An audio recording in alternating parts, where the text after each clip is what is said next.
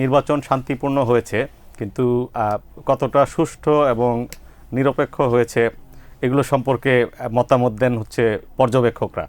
বিদেশি পর্যবেক্ষকরাও এসেছিলেন, সেটি কভার করেছেন শেখ শাহরিয়ার জামান। তার কাছ থেকে আমরা শুনবো পর্যবেক্ষকরা আসলে কি মতামত দিচ্ছেন।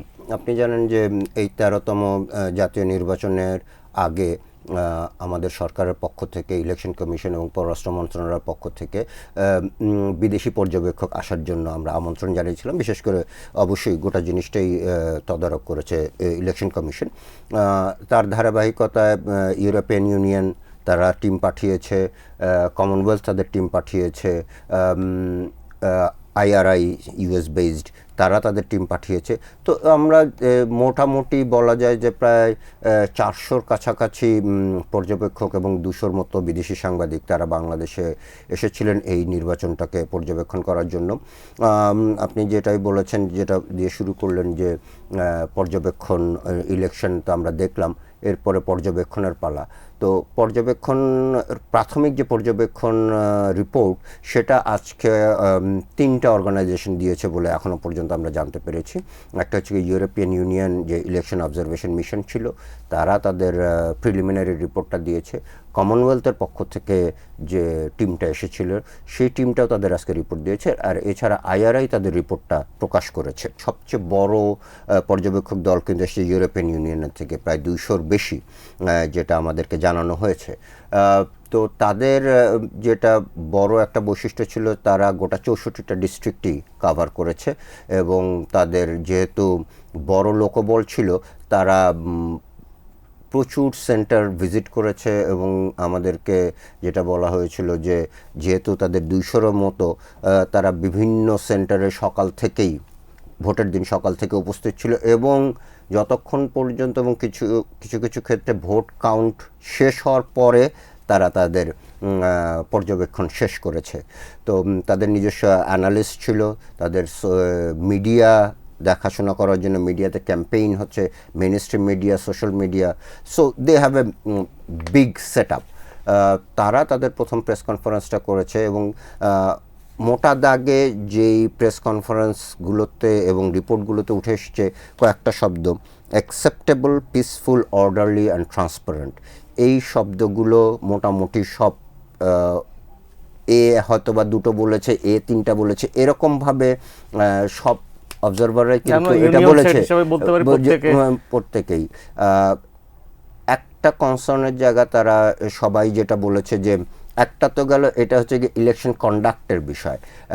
তারা ইলেকশন কন্ডাক্ট নিয়ে কোনো কিছু বিচ্ছিন্ন কয়েকটা ঘটনার কথা তারা মেনশন করেছে, তবে তারা মোটা দাগে যেটা বললাম অ্যাকসেপ্টেবল ইলেকশনের কথা বলেছে।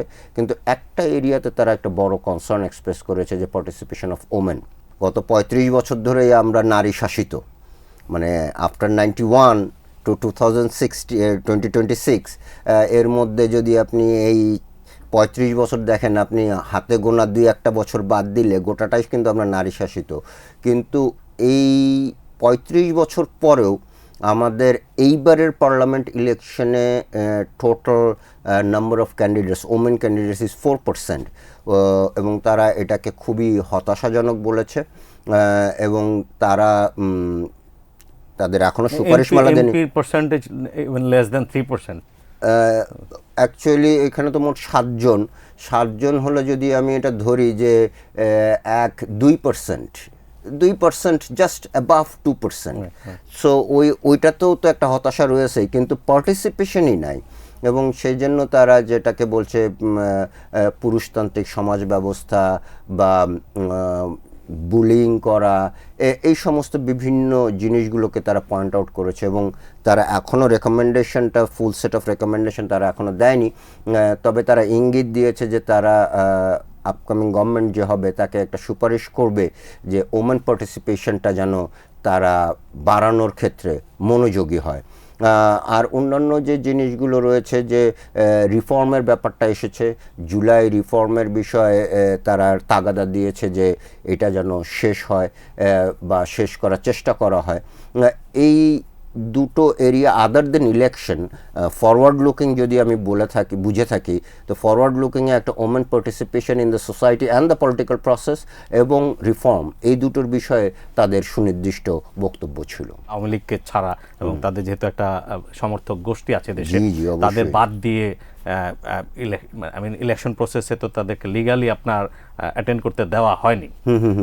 যদি এমন হতো যে তাদেরকে আপনার যে ইলেকশনে পার্টিসিপেট করা তাদের জন্য ওপেন ছিল, কিন্তু তারা যদি মামলার আসামি হন তারা জেলে থাকবেন, সেটি ভিন্ন বিষয়। এটি বিদেশিরা কেউ চ্যালেঞ্জ করেছে কিনা বা এই ব্যাপারে তাদের না, concern? এই ক্ষেত্রে যেটা আসছে যে এটা আমাদের পক্ষ থেকে কোশ্চেন ছিল, আওয়ামী লীগের পোর্শনটা ওভাবে আসেনি। As a matter of fact it's a reality, Awami লীগের বিষয়টা তারাও জানে এবং তারাও বলেছে যে এটা তো রিয়ালিটি, যে সে তো তার কার্যক্রম তো নিষিদ্ধ, কাজে সে যে পার্টিসিপেট করবে না, they knew that, even then তারা এখানে এসেছে, এটা জেনে শুনেই তারা এসেছে, কাজে they accepted that. But at the same time having said that, তাদের অন্তত কমনওয়েলথের পক্ষ থেকে যেটা বলা হয়েছে আর কি, যে উনি একজন পলিটিশিয়ান, যে লিডার, উনি হচ্ছেন ঘানার ফর্মার প্রেসিডেন্ট এবং স্বাভাবিকভাবে একজন পলিটিশিয়ান, তাকেও এই প্রশ্ন করা হয়েছিল আওয়ামী লীগের এই বিষয়টা।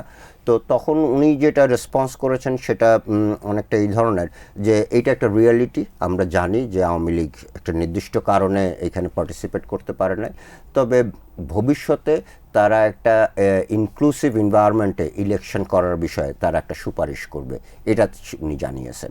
বাট ইউরোপিয়ান ইউনিয়ন বা IRI সেরকমভাবে আওয়ামী লীগের বিষয়ে তাদের কোনো মন্তব্য তারা দেয়নি।